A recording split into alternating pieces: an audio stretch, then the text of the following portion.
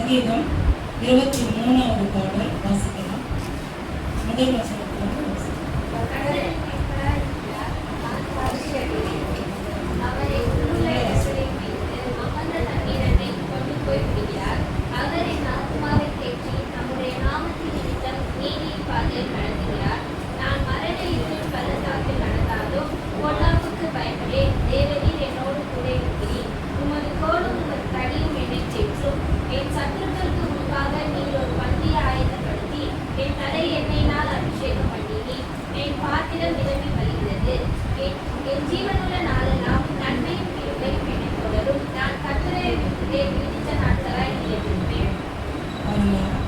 ஏற்கனவே நம்ம சங்கீதத்தை தொடர்ச்சியா பார்த்து கொண்டே இருக்கிறோம். அதுல நம்ம பார்த்தது என்ன, இது வரைக்கும் ஆண்டவர் என்ன நீதியின் பாதையில் நடத்துகிறார் அப்படின்னு 3வது வசனத்துல பார்த்துருக்கோம். அடுத்தது உமது கோலும் உமது தடியும் என்னை தேற்றும் அப்படிங்கிறத பார்த்தோம். அப்போ தேவதூதர்கள் நம்ம சொல்லிருக்கிறாங்க, கர்த்தர் தம்முடைய வார்த்தையினால் நம்மை தேற்றி நடத்துகிறார். சில வேலைகளை கண்டிப்பாரு, சில வேலைகளை அன்பா நடத்துவாரு, சில வேலைகளை உணர்த்துவாரு, சில வேலைகளை நம்மளுக்கு உபதேசம் பண்ணுவாரு. இது எல்லாமே கர்த்தர் நம்மளை நடத்துகிற விதம்னு புரிந்து கொள்ளணும். ஏன்னா இன்னைக்கு உலகத்துல நிறைய பேர் என்ன யோசிக்கிறாங்க, கர்த்தர்னா தட்டி பிடிச்சி மொத்தம் கொடுத்து தடை கொடுத்துக்கிட்டே இருப்பாரு, கண்டிக்கவே மாட்டாரு, எங்கன்னா கேட்டுப்போ விழுந்து கடன் விட்டுருவான்னு நினைக்கிறாங்க. அது இல்லை. கர்த்தருடைய அன்பு உண்மையானதா இருந்தா நீங்க தப்பா போனா பிடிச்சி இடிச்சுட்டு வந்து கண்டிச்சுதான் நடத்துவார். அதுதான் உண்மையான அன்பு. ஸோ அதெல்லாம் நம்ம புரிந்து கொள்ளணும். அதுதான் நம்ம ஏற்கனவே பார்த்தோம். அப்போ கர்த்தருக்குள்ள நம்ம வாழும்பொழுது, கர்த்தருக்குள்ள நடக்கும்பொழுது கர்த்தர் என்ன பண்றாரு, தூதர்களை கொண்டு பாதுகாத்து ரொம்ப பத்திரமா நம்மளை நடத்துறாரு. அது போல ஒரு காரியத்தை தான் நம்ம இன்னைக்கு பார்க்க போகிறோம். இதுல 5வது வசனம் இருக்குது, திரும்ப வாசிங்க.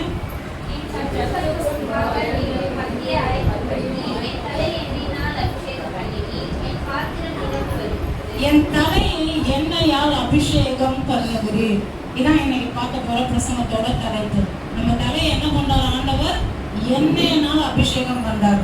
அப்ப நம்மளை நீதியின் பாதையில் நடத்துறாரு, அவருடைய தூதர்களை கொண்டு நம்மளை பாதுகாக்கிறாரு. அது மட்டும் இல்ல, நம்ம தலையை எண்ணெயினால் அபிஷேகம் பண்ணுறாரு.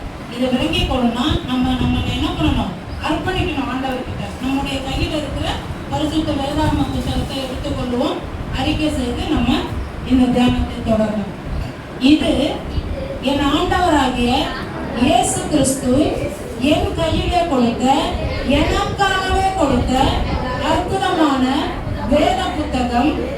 இதிலே என்னவெல்லாம் சொல்லி இருக்கிறதோ அது என்னை குறித்தும், என் வீட்டை குறித்தும், என் ஊழியத்தை குறித்தும், என் குடும்பத்தை குறித்தும், என் சபையை குறித்தும், என் தேசத்தை குறித்தும் என்னவெல்லாம் சொல்லுகிறதோ அதற்கெல்லாம் நான் கீழ்ப்படிந்து என் தேவனுக்கு அருமையான இனிமையான கீழ்ப்படுகிற மனவாட்டியாய் வாழ்ந்து என் தேவனுடைய நாமத்தை நான் உயர்த்துவேன். ஏனென்றால் அவர் என் தலையை எண்ணெயினால் அபிஷேகித்து அந்த அபிஷேகத்திலே நான் தொடர்ந்து ஓடும்படி என்னை நடத்துகிறார். ஆமென்.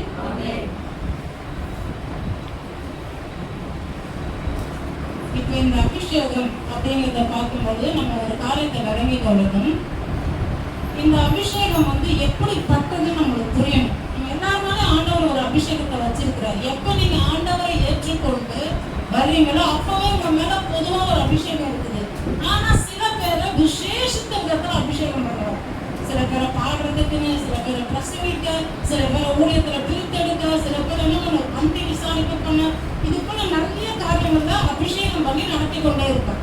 அப்போ இந்த அபிஷேகம் பொதுவா என்னன்னு புரிஞ்சுக்கணும். இது புரியாதனாலதான் நம்ம என்ன பண்றோம், சர்ச்சைக்கு வரதை விட்டுறோம். சர்ச்சைக்கு வராம இருந்தா என்னெல்லாம் ஆகும், என்னெல்லாம் கஷ்டங்களை நம்ம தொடங்குறதே நம்ம பார்க்கலாம். அப்போ இந்த அபிஷேகம் எப்படிப்படுதுன்னு நமக்கு புரியணும். வாசிக்கலாம்.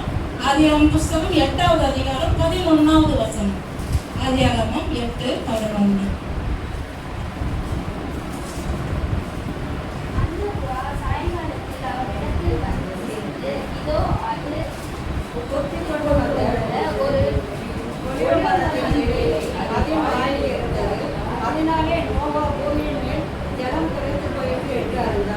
உங்களுக்கு தெரியும், ஒரு பின்னணி நம்ம நிறைய வாட்டி படிச்சிருக்கோம். ஆண்டவர் என்ன பண்றாரு, பூமியை அழிக்கும்படிக்கு செய்யறாரு. ஆனா அங்க என்ன நடக்குது? புறா என்ன பண்ணுது? ஒரு ஒலிவ இலைய கொத்திக்கிட்டு வருது. இந்த ஒலிவ இலைங்கிறது பூமியே அழியக்கூடிய சூழ்நிலையானாலும் அது அழியாது. ஒலிவ மரம் அழியாது. ஏன்னா ஒலிவ இலைக்குள்ள எண்ணெய், அந்த எண்ணெயினால்தான் நம்மளை தேவன் அபிஷேகம் பண்றார். அப்போ நம்ம மேல இருக்கிற அபிஷேகம் என்னைக்குமே அழிய முடியாது. ஆனா ஏன் நிறைய நேரத்துல வேலை செய்யல? அதையும் பார்க்கணும். ஒண்ணு புரிஞ்சு கொள்ளணும், நம்ம மேல இருக்கிற அபிஷேகம் அழிய முடியாதது. அதை ஃபர்ஸ்ட் நம்ம நம்பணும். சரிங்களா? அடுத்தது இந்த அபிஷேகம் எப்படிப்பட்டது? யாத்திராகமம் புஸ்தகம் 23வது அதிகாரம் 10-11 வாசிக்கலாம். யாத்திராகமம் 23 10வது வசனம் 11வது வசனம். 6 வருஷம் நீ உன் நிலத்தில் பயிரிட்ட அதன் பலனை சேர்த்துக் கொள். 7வது வருஷத்தில் உன் எளியவர்களை புசிக்கவும் மிகுதியானவர்களை உள்ளே 7ஆம் வருஷம் உன் ஜனத்தில் உள்ள எளியவர்கள் புசிக்கவும் மீதியானதை வெளியில் எதிர்க்க செல்லவும் அந்த நிலம் சுத்தம் விடுவாயாக. உன் திராட்சை தோட்டத்தையும் உன் ஒலிவத் தோப்பையும் அப்படியே செய்வாய். உன் ஒலிவத் தோப்பு அப்பனா நீ வீட்டுல ஒலிவ மரம் வளர்க்கணும். இன்னைக்கு போய் வளர்த்துட்டு இருக்காங்க. இதெல்லாம் இப்படி இருந்தது, ஆண்டவர் இப்படி வச்சிருக்காரு. அதன்படி நாம எப்படி இருக்கிறோம் அப்படிங்கறத புரிஞ்சுக்கணும். அப்ப ஒலிவ மரம்ங்கிறது, ஒலிவ தாயங்கிறது அழியவே முடியாது. பூமியில எல்லாமே தண்ணிக்கு மேல, எல்லாம் தண்ணிக்குள்ள போயிடுச்சான். மேல எல்லாவற்றுக்கும் மேல அந்த தண்ணி போயிட்டு அது மேல நோவாவுடைய அந்த பேழை போயிட்டு இருக்கு. அப்போ எல்லாமே தண்ணியில முழுகனாலும், உலகமே அழிஞ்சாலும், எல்லா ஜீவராசிகளும் அழிஞ்சாலும் ஆண்டவர் என்ன பண்றாரு? இந்த ஒலிவ மரத்தை அழிக்காம பாதுகாக்கிறார். இன்னைக்கு கண்டுபிடிச்சிருக்கிற நிலக்கரிகள் சொல்றாங்க இல்லையா, அதெல்லாம் அப்போ அழிஞ்சிருக்கோமா, அதை சயின்ஸ் ஆராய்ச்சி பண்ணி சொல்றாங்க பாருங்க. அப்ப நம்ம புரிந்து கொள்ளணும், இது அழியாதது மட்டுமல்ல, இது நம்ம வளர்க்க வேண்டிய ஒண்ணு. அப்படின்னா நமக்குள்ள வெறுமனே ஆண்டவர் அபிஷேகம் கொடுத்துட்டாரு, அது அழியாது. ஏஷத்துக்கு நான் இருக்கணும் இருக்கக்கூடாது. நாம நம்ம வீட்டுல அதை வளர்க்கிறோமா, அந்த அபிஷேகத்தை இன்க்ரீஸ் பண்றோமா, மல்டிப்ளை பண்றோமா, ஜெபிக்கிறோமா, சபைக்கு ஓடி வரோமா, ஜெபத்துல கலந்து கொள்றோமா, கர்த்தருடைய வார்த்தை எடுத்து சொல்லும் பொழுது கேட்கிறோமா. இதெல்லாம் செய்யாம இருந்தாதான் அழியாம, இன்னும் அழியாம தொடர்ந்து இருக்கும். இல்லைன்னா அது மங்கிக்கிட்டே இருக்கும். அது அப்படியேதான் இருக்கும், அது அழியாது. ஆனா அது ஒர்க் அவுட் பண்ண முடியாது. பாருங்க, நிறைய பேருக்கு ஆண்டவர் அபிஷேகம் கொடுக்குறாரு, அதை வச்சு ஒரு சாட்சி சொன்னாங்க பாருங்க, என்ன பண்ணிட்டு இருக்கிறாங்க? தேவையில்லாத காரியம் பின்னாடி போயிட்டு இருக்கிறாங்க. இப்ப நம்ம புரிந்துக்கணும், இந்த அபிஷேகம் பரிசுத்தமானது. இந்த அபிஷேகத்தை நம்ம ஒவ்வொரு நாளும் டெவலப் பண்ணணும். அப்போ ஓடி வரணும் சபைக்கு, கர்த்தருடைய வசனத்தை வாசிக்கணும். இதெல்லாம் நம்ம பண்ண வேண்டியதா இருக்கு. இன்னொரு வசனம் வாசிக்கலாம். யாத்திராகமம் 27:20 வாசிக்கலாம்.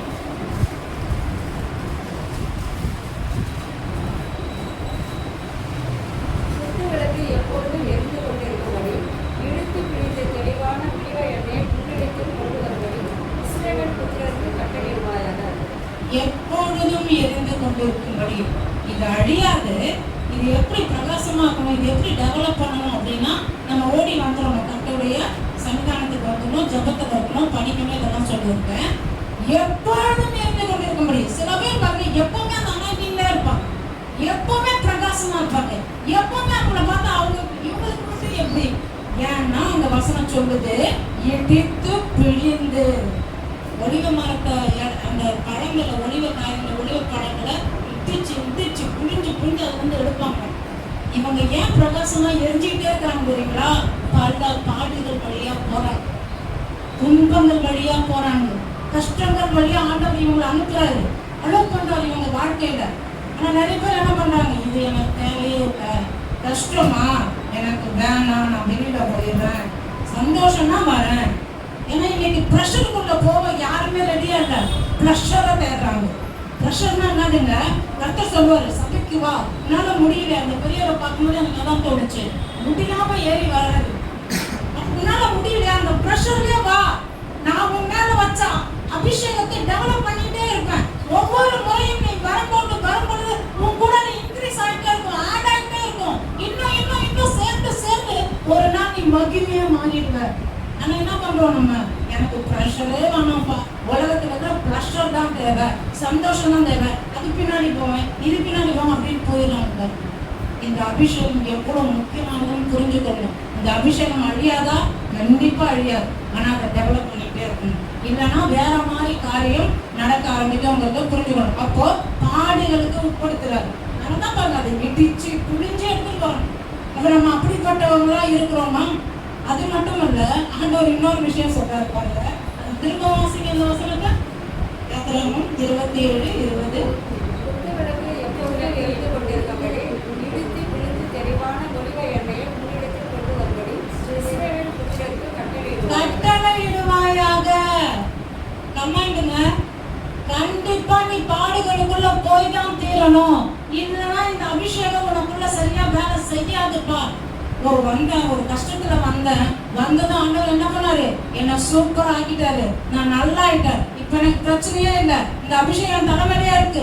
அழிவா அழியாது. அதனால நான் என்ன பண்ணுவேன்? ஜாலியா என் போக்குள்ள போவேன். ஒண்ணு எடுத்துக்கிட்டு வந்தாங்க. ஒரு உதாரணம் தான். வந்து காயப்பட வேண்டாம். உதாரணம்.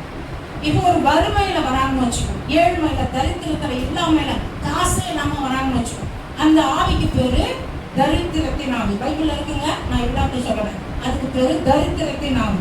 அந்த தரித்திரத்தின் ஆவி இப்படி வருது, அவங்கள பிடிச்சிக்கிட்டே வருது, அவங்க கூடவே இருக்கு. இப்போ ஊழியர்கள் என்ன பண்றாங்க? ஜெபம் பண்ணி அந்த தரித்திரத்தின் ஆவியை அனுப்பிட்டாங்களா? இவங்க நல்லா ஆயிட்டாங்க, அழகாயிட்டாங்க, சபைக்கு வராங்க, கொஞ்ச நாள் உட்காடுறாங்க, கொஞ்ச நாள் பார்த்துட்டு அப்பாடா தரித்திரத்தின் ஆவி என்னை விட்டு போயிடுச்சு, இனிமேல் எனக்கு பிரச்சனை இல்லை, நான் சூப்பரா என் விருப்பத்தின்படி வாழலாம் அப்படின்னு சொல்லிட்டு அந்த அபிஷேகம் தான் அழியாது. நான் கொஞ்ச நாள் வந்துட்டேனே, நீ வா இந்த சமூகத்துக்கு வான்னு சொன்னா வந்துட்டேனே, இப்போ என் இஷ்டத்துக்கு இருப்பான்னு நினைக்க கூடாது. அது என்ன பண்ணுமா? வாசிக்கிறோம். லூக்காவின் சுவிசேஷ புஸ்தகம் 11வது அதிகாரம் 24வது வசனம். லூக்கா 11:24. வளர்ந்த இடத்தில் அலைந்து இளைப்பாறுதலை தேடி நான் விட்டு வந்த இடத்தை திரும்பி போவேன் என்று சொல்லி. அப்போ அந்த அசுத்தாவை என்ன பண்ணுதான்? மனுஷனை விட்டு புறப்பட்டு போயிடும். அசுத்தாவிங்கிற இடத்துல அந்த தரித்திரத்தினாவே போட்டுக்கணும். எல்லாருக்கும் தரித்திரம் நான் சொல்லல, ஒவ்வொருத்தருக்கும் ஒவ்வொரு விதமான பேரு, ஒவ்வொரு விதமா பிடிச்சிட்டு இருக்கோம்.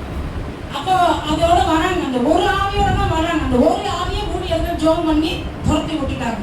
இவங்களும் நல்லா சூப்பரா அழகாயிட்டாங்க, நல்லா இருக்கிறாங்க, ஆரோக்கியமா இருக்கிறாங்க, எல்லா காரியமும் முடிஞ்சு இப்போ ஃப்ரெஷ்ஷா இருக்கிறாங்க, நல்ல அபிஷேகத்துல இருக்காங்க, எல்லாமே இருக்கு. ஆனா என்ன தெரியுங்களா? நீ ஒழுங்கா அந்த அபிஷேகத்துல இல்லைன்னா ஒண்ணு போயிடுச்சு, 7 கூட்டிட்டு வரணும். ஏன் தெரியுங்களா? இந்த அபிஷேகத்தை இந்த ஊழியக்காரங்க தான் பாவம் தெரியுங்களா? இந்த விசுவாச பிள்ளைங்க கூட பரவாயில்ல, 1 2 அப்படின்னு போயிடும். மேபி ஒரு 10 பிசாசோட கூட வந்தா கூட இந்த ஊழியக்காரங்க இதெல்லாம் விரட்டாங்க பாருங்க. அத்தனை பிசாசம், ஆயிரக்கணக்கான பிசாசம் இந்த ஊழியக்காரங்க மேல வெறுப்பாகும். அது பண்ற வேலைக்குலாம் நீ உட்காந்து ஜெயிச்சிட்டு இருக்கியா? நீ உட்காந்து இது பண்ணி இவங்களுக்கு தான் தொந்தரவு வரும், இவங்களுக்கு தான் கஷ்டங்கள் வரும் அதிகமா. அது நம்மளுக்கு புரியாது. இவங்க என்ன இப்படியா இருக்காங்க, இவங்க என்ன அப்படியா இருக்கிறாங்க, நாம எவ்வளவு வளர்ந்துட்டோம், இதெல்லாம் யோசிக்கணும் நம்ம. அப்போ உங்களுக்காக ஊழியக்காரர்கள் ஜெபத்திலும் உங்களை அபிஷேகத்திலும் வார்த்தையிலும் நடத்தும் பொழுது அந்த காரியம் உங்களுக்கு எவ்வளவு நன்மைகளை கொண்டு வரணும்னு புரிஞ்சுக்கிட்டீங்கன்னா சபையை உங்களால விட்டுட்டு போகவே முடியாதுங்க. நான் அடிச்சு சொல்லுவேன், சபைக்கு போனதுனால எனக்குள்ள நிறைய காரியங்களை வெளிச்சத்தை தேவன் எனக்கு கற்றுக் கொடுத்தார். சபைக்கு போக நிறுத்தவே மாட்டேன். மேபி சில நேரங்கள்ல வறுமையில போக முடியாத சூழ்நிலை இருந்திருக்கு, சில நேரங்கள்ல சரீரத்துல பலவீனத்துல எழுச்சி நடக்க முடியாத சூழ்நிலை கூட இருந்திருக்கு. ஆனா நான் போகணும்னு நினைச்சேன்னா கர்த்தர் கொண்டு போய் சேர்த்துருவார். அந்த எண்ணம் நம்மளுக்குள்ள வரணும். ஏன்னா நம்ம மேல ஒரு அபிஷேகம் இருக்குங்கிறது புரியும். இப்ப இந்த 7 ஆவி எப்படி தெரியுங்களா வரும்? நம்மளுக்கு தெரியாது. ஏன்னா தரித்திரத்தின் ஆவி பிரிஞ்சு போன ட்ரெஸ் ஒரு மாதிரி இருக்கு, ஐயோ இதுவா தரித்திரம், ஐயோ காசு இல்லாத சூழ்நிலை நம்மளுக்கு வேணும் அப்படின்னு நம்ம அடையாளம் கண்டுபிடிச்சிருவோம். அது வராதுங்க. அது நம்மளுக்கு வந்ததே நம்ம கிட்ட வராது. தன்னிலும் பொருளாத 7 ஆவியை கூட்டிட்டு வருதுன்னு இருக்குல்ல, வேற மாதிரி வேஷம் போட்டுன்னு வரும். எப்படி வரும் தெரியுங்களா? அது என்ன பண்ணும்? சர்ச்சுல போயிட்டு இருக்கிறோம், நாங்களாம் சர்ச்சுக்கே போகல, எவ்வளவு நல்லா இருக்கிறோம் பாரு, ஏமாத்திட்டு இருக்கிறாங்க. பைபிள் இயேசு அதெல்லாம் நம்பாத. ஆமா இல்ல, இவங்க சொல்லிட்டு இருக்காங்க, ஆமா உழைப்போம், வேலை சிந்துவோம், நம்ம எல்லாத்தையும் ஜெயிச்சிருவோம் இப்படின்னு வேற ஒரு சுவிசேஷம் அறிவிக்கப்பட்டு தான் இருக்கு. அப்ப இவங்களுக்கு தரித்திரத்தை பார்த்தா தானே பயப்படுவாங்க. ஏற்கனவே தரித்திரத்தின் ஆவி ஓடி போயிடுச்சு, இப்ப வேற வேஷத்துல அது வர்றதுனால தரித்திரம்னு அவங்களுக்கு தெரியல. இது ஏதோ வசதின்னு நினைச்சிட்டு போறாங்க. பாட்டு பாடியிருக்காங்க பாருங்க, வசதி தேடி ஓடாதே ஓடாதே. அப்ப அது என்ன பண்ணுமா, அது நம்மளுக்கு திரும்ப அடிச்சிடும். அப்ப நம்மளுக்கு அது புரியாது. ஓ, நம்ம கஷ்டப்பட்டோம், இப்ப ஆண்டவர் தான் இந்த ஆவியை அனுப்புறாருன்னு நினைச்சுக்கணும். அடுத்தது என்ன வரும், அது வரும்போது கூடவே வேற ஒரு ஆவியை பிடிக்கும். என்ன ஆவி, ஓங்கிட்ட இவ்வளவு இருக்கு பத்தியா, நீ இப்பதான் 2 மாசம் தச்சுக்குவாங்க. ஆனா ஒன்னும் நடக்கிற ஊழியக்காரங்களை பாரு, ரொம்ப நாளா பேர் ஆகிக்கிறாங்க. அவங்க நிலைமை மாறின மாதிரியே தெரியல. போக போக கஷ்டத்தை அனுபவிச்சுக்கிட்டே இருக்கிறாங்க. அவங்கெல்லாம் பாரு, இவங்கெல்லாம் பாரு, வைராக்கியமா இருக்காங்க கிறிஸ்துவுக்காக. ஆனா எவ்வளவு கஷ்டங்கள். அப்படி ஒரு பெருமை, அது ஒரு ஆவிங்க, பெருமையினாலும் ஒரு ஆவி. உபாகமம் புத்தகம் 7ஆம் அதிகாரத்துல வீட்டுல வாசிச்சு பாருங்க, 7 விதமான பொல்லாத ஆவிகள். அதுக்குள்ள போனா ரொம்ப நேரம் ஆகும், 3 மணி நேரம் ஆகும். அப்ப நம்ம புரிந்து கொள்ளணும், வேறு வேறு வடிவத்துல வேறு வேறு வேஷத்துல வரதுனால நம்மளால அடையாளம் கண்டுபிடிக்க தெரியல. ஏன்னா ஏற்கனவே இருந்து ரொம்ப வருஷமா நம்ம கஷ்டப்பட்டது தரித்திரத்தின் ஆவி.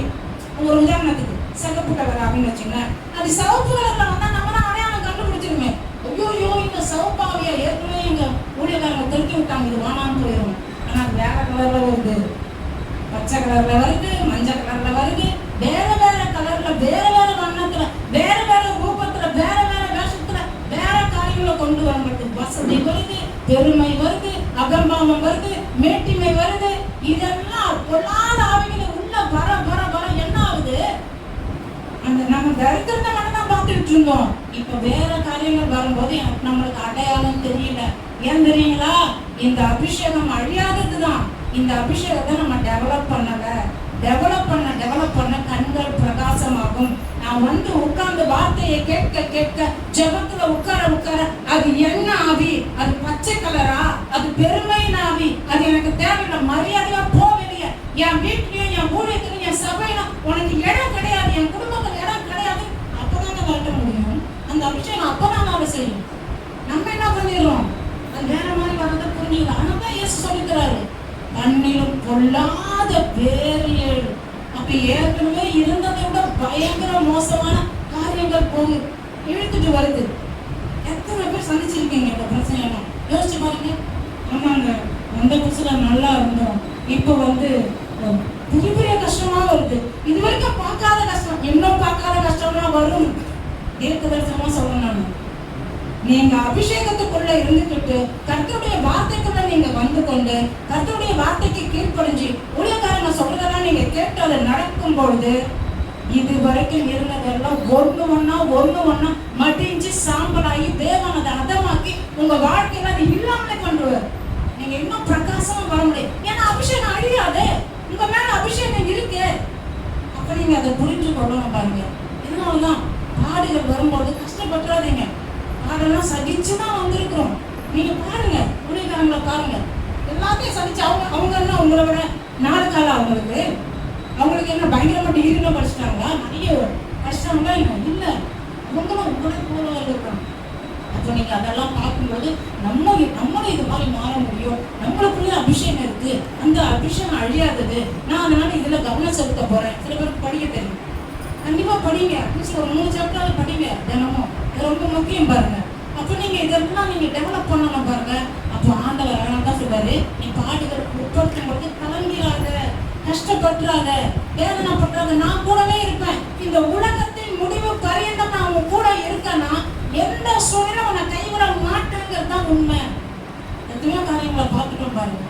நிறைய வாட்டி நான் ஆண்டவர்கிட்ட கேட்பேன், ஏன் இன்னும் போகும் இந்த வயசு வரைக்கும், வேற ஏதோ ஒரு சித்தம் எனக்கு தெரியும், ஒரு சித்தம் ஏதோ வச்சிருக்கிறார், அப்படிதான் நான் யோசிக்கிறேன். அதனால நம்ம ஒண்ணு விளங்கி கொள்ளணும், நம்மளை ஆண்டவர் ஒரு நோக்கத்துக்காக பிரிச்சிருக்கிறாரு. நம்ம இதே தான் பார்த்துட்டு இருக்கோம். வீட்டு வசதி, பணம், காரியம் எல்லாமே வருங்க. எல்லாமே ஆபிரகாமுக்கு கொடுத்த ஆசீர்வாதம் ஒண்ணு கூட நம்மளுக்கு மிஸ் ஆகாம வரும். நம்ம பாடிகளுக்கு வழியா போகும் பொழுது அது பர்மனண்டா ஆயிடும். நம்ம அப்பப்போ பார்த்துட்டு அப்பப்போ இறந்துட்டு ஐயோ பொத்தலான பையில எல்லாத்தையும் போட்ட மாதிரி போயிட்டே இருக்குது, நான் 4 அடி போனா 8 அடி கீழே இருக்குது. ஏன்? அபிஷேகத்தை டெவலப் பண்ணல. அதை நாம புரிந்து கொள்ள வேண்டும். அப்போ இந்த அபிஷேகம் அழியாதது.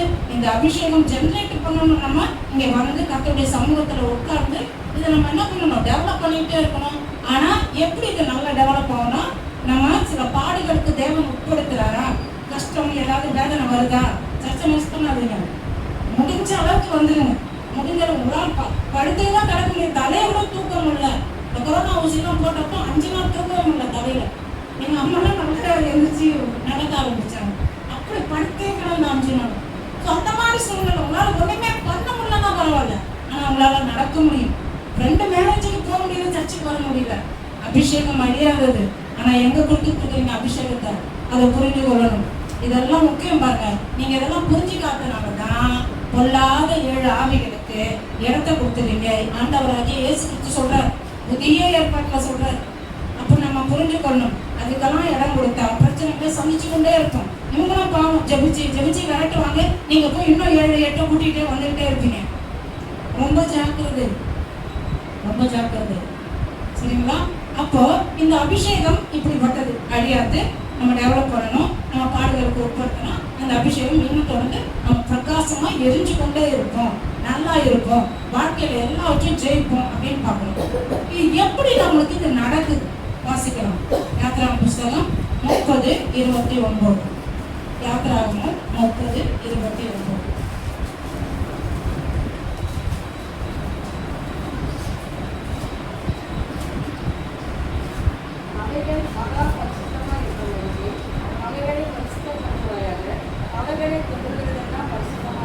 இங்க மேல வாசிச்சு பார்த்தீங்கன்னா ஒலிவ எண்ணெயை குறித்து ஒன்று சொல்லப்பட்டிருக்கு. 24 போன வாரத்தில் காசு பேசணும் இல்லையா?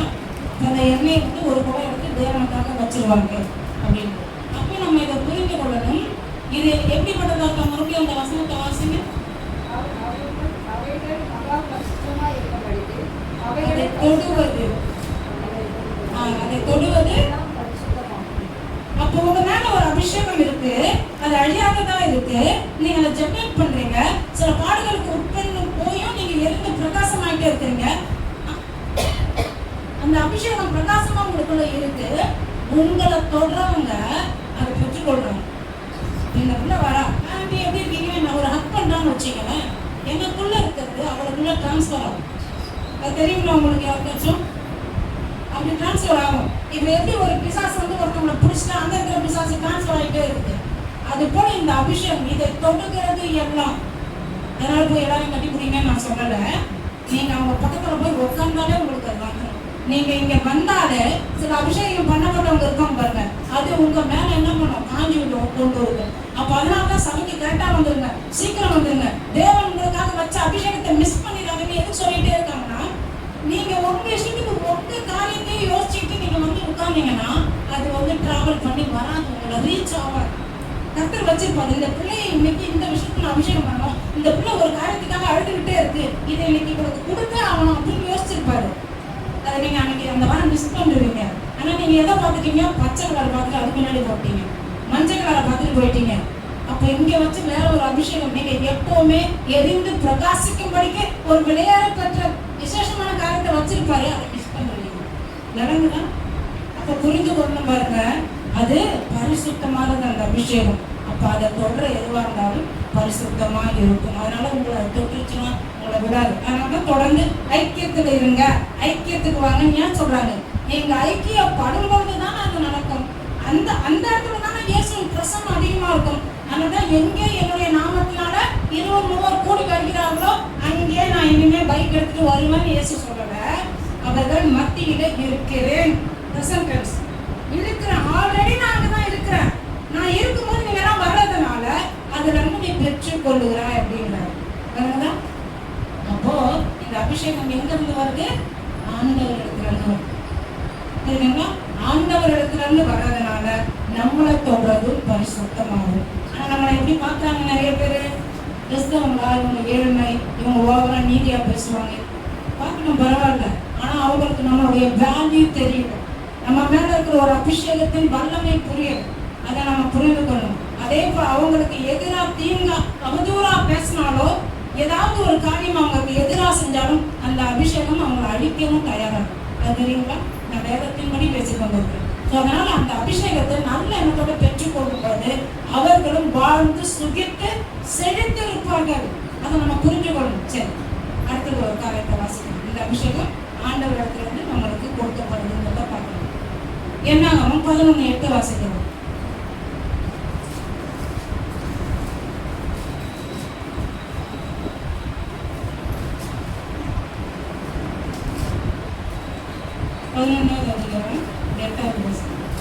இன்னும் கர்த்தர் ஆரோனை நோக்கி, இஸ்ரவேலை புத்திரர் பரிசுத்தப்படுத்துகிறவர்களின் மேலெல்லாம் எனக்கு ஏறெடுத்து படைக்கப்படும் படைப்புகளை காத்து கொண்டு இருக்கிறீர்களே, அவைகளை உனக்கு கொடுத்தேன். அபிஷேகத்தின் நிமித்தமும் அவைகளை உனக்கு குமாரராகிய நித்திய கட்டளையாக கொடுத்தேன். என்னங்க 11:8 ஜனங்கள் போய் அதை பொறுக்கிக் கொண்டு வந்து எந்திரங்களில் அரைத்தாவது உரல்களில் இடித்தாவது பானைகளில் சமைப்பார்கள், அதை அப்பங்களாக சுடுவார்கள். அதன் ருசி கவனிக்க, அதன் ருசி புது ஒலிவ எண்ணெயின் ருசி போல் இருந்தது. என்னது? வானத்திலிருந்து பொழிந்த அப்பம். அது எதுக்கு உதாரணமா சொல்லப்படுது? புறப்பட்டு வர தேவனுடைய வசனம். இது எதோட கம்பேர் பண்ணப்படுது?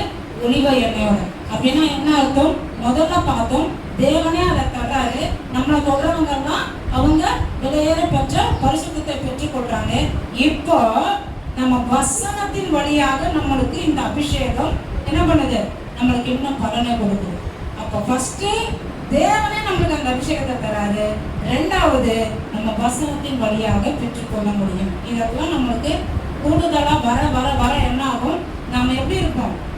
புது ஒலிவ எண்ணெயின் ருசி. நம்ம வாழ்க்கையே ருசி தான் மாறும். சொல்றாங்க பாருங்க, இவங்க பேசுறாங்க அன்பா, இவங்க இப்படி இருக்காங்க, இவங்க கரெக்டா சொல்றாங்க அப்படின்னா அப்படி மாறும். ஏன்னா காலைதோறும் நம்முடைய கிருபை புதியது, ஒவ்வொரு நாளும் புதியது. அப்ப அதை நம்ம புரிந்து கொள்ளணும். அப்ப ஆண்டவரால கொடுக்கப்படுது. நம்ம வசனங்களுக்கு முக்கியத்துவம் தரப்படுது. இன்னைக்கு நிறைய பேர் வசனமே இல்லாம ஜெபிக்கிறாங்க. அப்ப சொல்றாரு, என்ன சொல்றாரு? வேதத்தை கேளாதபடி தன் செவியை விளக்குற ஜெபம் அருவருப்பு. நீ வசனத்தை கேட்காம ஜெபிச்சா நான் ஜெபத்தை கேட்கவே மாட்டேங்கிறார். ரொம்ப முக்கியம் பாருங்க. அடுத்தது ஒரு காரியத்தை வாசிக்கலாம். யாத்திராகமம் 27:20 வாசிக்கலாம்.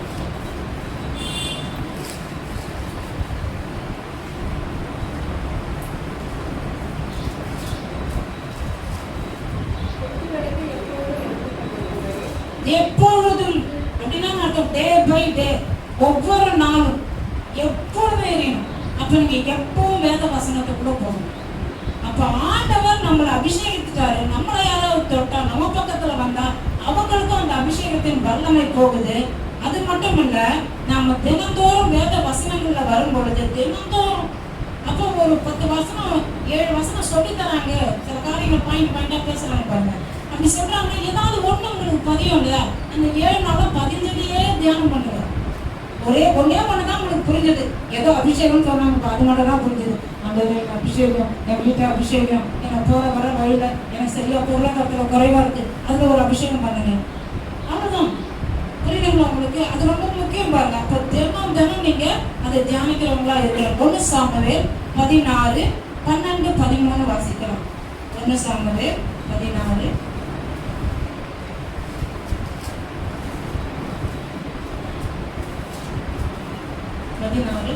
13.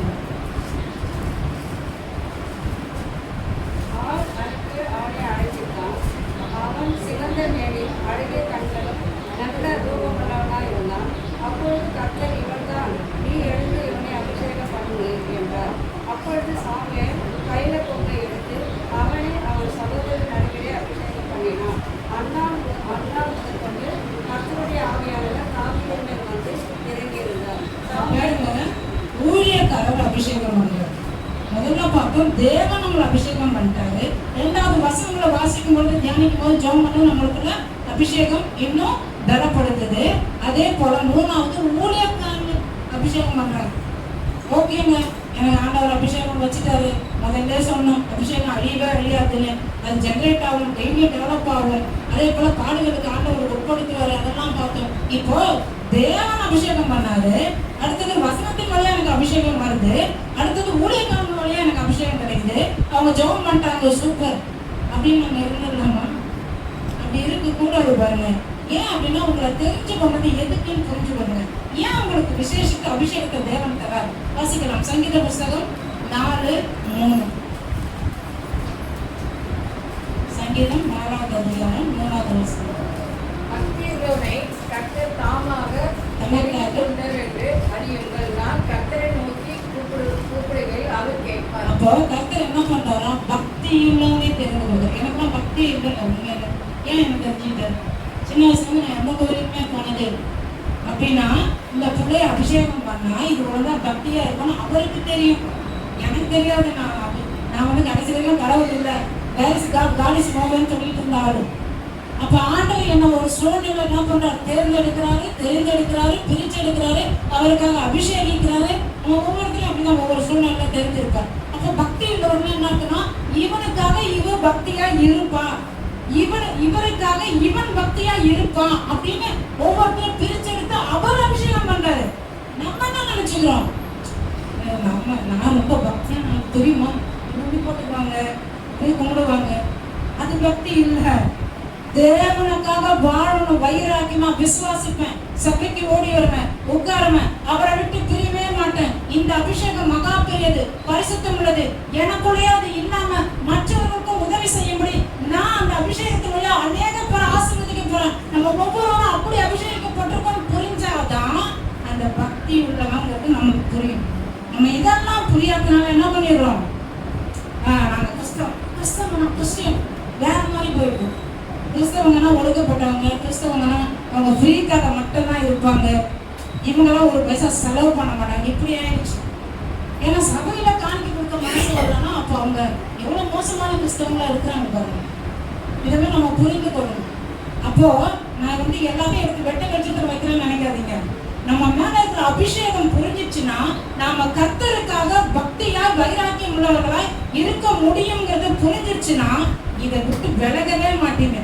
நான் என்ன சொல்றேன், இந்த 6 மாசம் முடிஞ்சு போச்சு. இந்த 2026ல இன்னும் 6 மாசம் இருக்கு.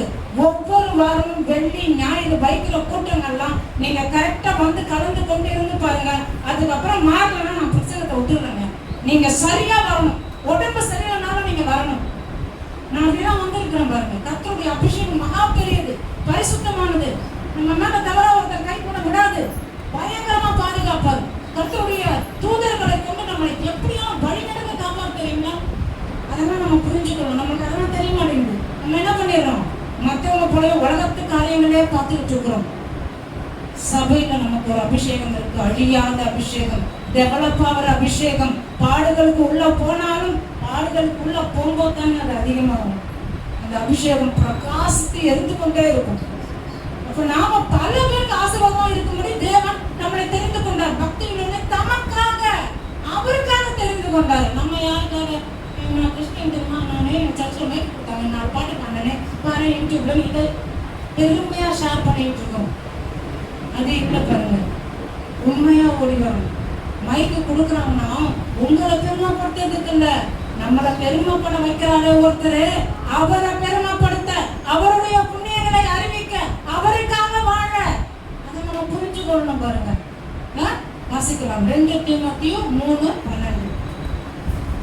2 தீமோத்தேயு 3:12.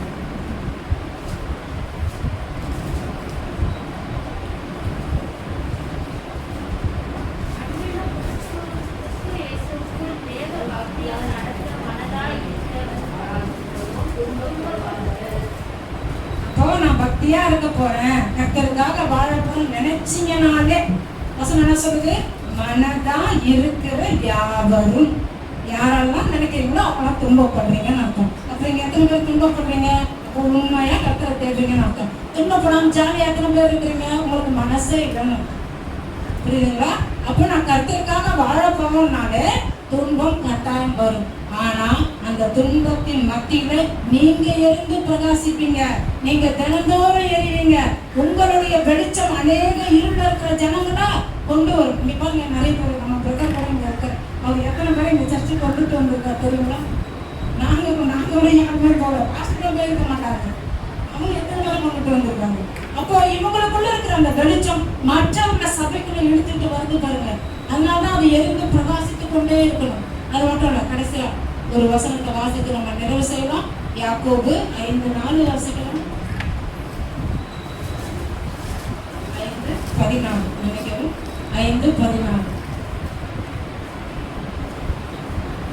உங்களில் ஒருவன் வியாதிப்பட்டால் அவன் சபையின் மூப்பர்களை வரவழைப்பானாக. அவர்கள் கர்த்தருடைய நாமத்தினாலே அவனுக்கு எண்ணெய் பூசி அவனுக்கு ஜெபம் நடத்துவார்கள். இங்க ஜெபம் எடுத்துக்கணும். நம்ம எத்தனை பேர் ஜெபிக்கிறோம் வீட்டுல? அப்ப அந்த அபிஷேகம் இருந்துச்சுன்னா, அழியாத அபிஷேகம் இருந்துச்சுன்னா, அதை நம்ம டெவலப் பண்றதுக்கு சபைக்கு கரெக்டா ஓடி வந்துட்டோம்னா, பாடுகள் வழியா போனாலும் நம்மளுக்கு ஆண்டவர் தான் இந்த அபிஷேகத்தை கொடுத்தா நம்ம புரிஞ்சு கொண்டோம்னா, அதே போல வசனங்கள் நம்ம மேல புறப்பட்டு வரும்போது இந்த வசனங்களை படிக்க படிக்க நீங்க காது கொடுத்து கேட்குறீங்க.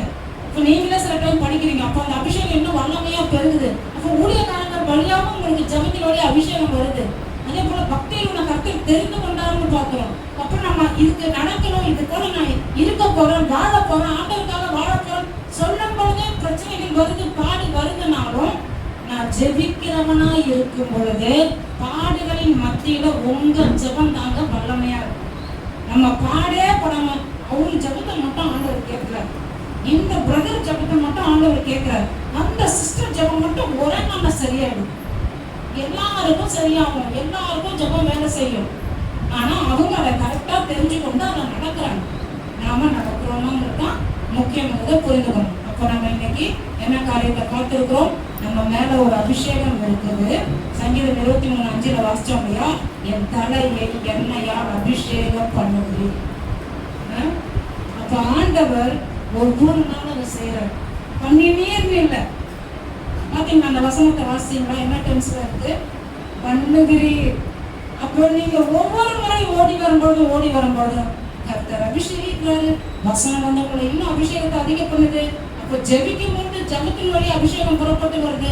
நீங்க பாடுகளுக்குள்ளேயும் தேவனுக்காக தான் வாழுங்க. நீங்க ஓடி வரும்போது உங்க காரியத்தை, உங்க குடும்ப காரியங்களை ஒதுக்கி வச்சுட்டு ஓடி வரும்போது குடும்பத்தை விட்டுட்டு ஓடியாங்கன்னு சொல்லல. குடும்பத்தை விட முதலாவது தேவன், சபை அப்படின்னு ஓடி வரும்போது என்ன நடக்குது? அந்த அபிஷேகம் இன்னும் வல்லமையா உங்களுக்குள்ள வேலை செய்ய உங்க ஒவ்வொருத்தருடைய ஜபமும் வல்லமையுள்ள ஜபம் அநேக பேர் எங்க நடத்தும்? அபிஷேகத்துல நடத்தும். ஏன்னா உங்க மேல அபிஷேகத்தை தொட்டாலே அவங்களுக்கு அந்த டிரான்ஸ்ஃபர் ஆகும். அதை நம்ம புரிந்துக்கணும். அது மட்டும் இல்ல, இந்த சங்கீதம் 23 ஒரு காரியம் போட்டுக்கியா, அவன் தன்னை ஆட்டுக்குட்டி போல தேவனை மேய்ப்பர் போல அவன் பாதித்து தாவீது எழுதியிருக்கான். இந்த ஆட்டுக்குட்டிகளுடைய தலையில என்ன பண்ணாங்கன்னா அந்த கொம்புல எண்ணெய்லாம் பூசுவாங்க. இந்த ஒளிவலை அதெல்லாம் பூசும் பொழுது நல்லா புரிந்து கொள்ளுங்கள், பயங்கரமான கொடூரமான விஷப்பாம்புகள் ஆடுகள் மேயிற இடத்துல மேய்ச்சலுக்கு வயலுக்கு போகும்பொழுது அந்த இடத்துல வயல்வெளியில என்ன பண்ணுமா, அது வரும், இதை போட்டுக்கலான்ட்டு. ஆனா இந்த இவருக்கு தெரியுமா மேய்ப்பருக்கு, இந்த தலையை கொம்புல எண்ணெயெல்லாம் ஊற்றி நம்ம நினைக்கிறோம் வெயிலுக்காக அவர் பண்றாரு. இல்லை, அந்த எண்ணெயோட ஸ்மெல்ல இந்த பாம்புகள், விஷப்பாம்புகள் பிடிக்க, விஷப்பாம்புகள் என்ன பண்ணுமா, அந்த ஸ்மெல்ல பிடிக்கும் வேகமா ஓடணும். உங்க மேல இருக்கிற அபிஷேகத்தின் வல்லமை, அந்த ஸ்மெல்லு, அந்த வாசம் பிசாசுக்கு பிடிக்காது, ஓடும். நீங்க பிசாசு முன்னாடி ஓடக்கூடாது. நீங்க அதை தடுத்துறவங்களா இருக்கணும். நீங்க இருக்கிற இடத்துல இருந்து அதை தடுக்கணும். அது உங்களை தடுத்திட்டு வர மாதிரி நீங்க இதை விட்டுட்டு வெளியில போயிடக்கூடாது. சரிங்களா?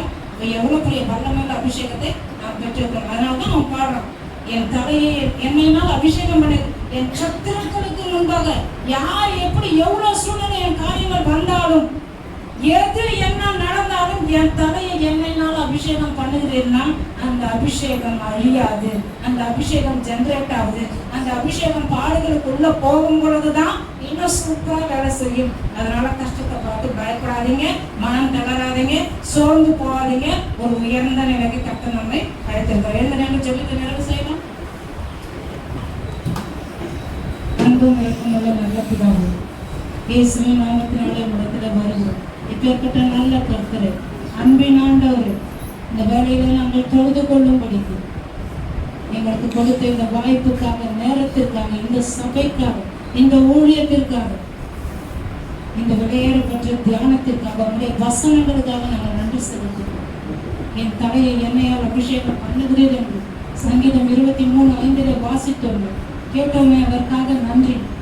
ஆண்டவரை இடித்து பிழிந்த ஒளிக எண்ணெய் போல எங்கள் வாழ்க்கையிலே நீர் எங்களை அநேக முறை காடுகளுக்கு உட்படுத்தி இருந்தாலும் அதன் வழியாக எங்களுக்குள்ளே இருக்கிறதான இந்த அபிஷேகம் இன்னும் வல்லமையாய் கிரியை செய்யும்படிக்கு, அநேகரை தொடும்படிக்கு, அநேக இருளில் இருக்கிற ஜனங்களை வெளிச்சத்திலே கொண்டு வர நீர் எங்களுக்குள்ளே கிரியை செய்ய இந்த வல்லமையானது எங்கள் பக்கத்திலே யார் வந்தாலும் ஆண்டவரே உம்மை தேடும்படிக்கு பக்தியாக வரும்பொழுது அவர்களையும் பரிசுத்தமாக்குகிறது. பிசாசானவனை எங்களை தொட நினைக்கும்போது அவனை ஓட ஓட விரட்டுகிற அற்புதமான வல்லமையுள்ள அபிஷேகம் எங்கள் தலையின் மீது ஊற்றப்பட்டிருக்கிறது. எங்களை நடத்துகிற ஊழியக்காரர்களால், எங்களுக்காக ஜெபிக்கிற ஜெபங்களால், ஆண்டவரே உம்முடைய வசனங்களினால் நீர் கொடுத்த இந்த அபிஷேகமானது இன்னும் வல்லமையாய் கிரியை செய்யட்டும். இங்க இருக்கிற ஒவ்வொரு பிள்ளைகளும், யூடியூப் வழியாக பார்த்து கொண்டிருக்கிற ஒவ்வொரு பிள்ளைகளும், அவர்கள் குடும்பங்களிலும் இந்த அபிஷேகம் எப்பேற்பட்டது வல்லமை உள்ளது என்பதை புரிந்து கொண்டு இதிலே அவருடைய வாழ்க்கை தேவன் உயர்த்தும்படிக்கு தான் கொடுத்திருக்கிறார் என்பதை விளங்கிக் கொள்ளட்டும். ஆண்டவரே, அவர்கள் கண்கள் திறக்கப்படட்டும். இயேசுவின் நாமத்தினால மனக்கண்கள் இன்னும் பிரகாசமாகி கர்த்தருடைய வார்த்தையிலே நிலைத்திருந்து ஒவ்வொரு நாளும் தேவ சமூகத்திற்கு ஓடி வரும் கர்த்தருடைய பிரசன்னத்திலே அவர்கள் எல்லா நன்மைகளையும், எல்லா செழிப்பையும், எல்லா விதமான ஆசீர்வாதங்களையும், வரங்களிலும் கனிகளிலும் இன்னும் பெருகட்டும் என்று குடும்பம் குடும்பமாய் அவர்கள் என்னுடைய கரங்களை ஒப்புக் கொடுத்து இயேசுவின் நாமத்தில் ஆசீர்வதிக்கிறேன் பிதாவே. ஆமென்.